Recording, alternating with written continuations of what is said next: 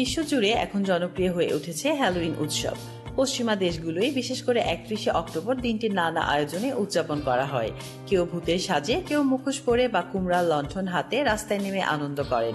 এখন এই উৎসবে সামিল হচ্ছেন বাংলাদেশি তারকারাও। এর আগে ঢালিউডের জনপ্রিয় তারকা শাবনূরও তার ছেলেকে নিয়ে হ্যালোউইন উৎসবে অংশ নেন।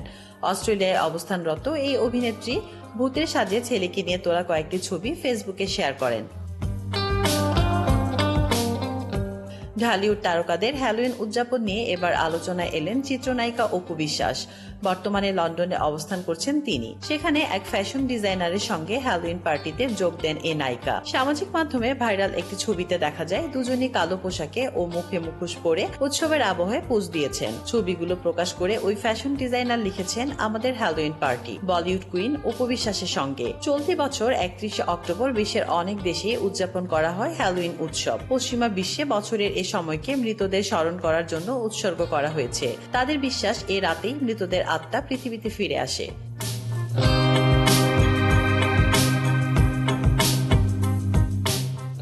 তাসলিমা আক্তার শিমু, SBS বাংলা।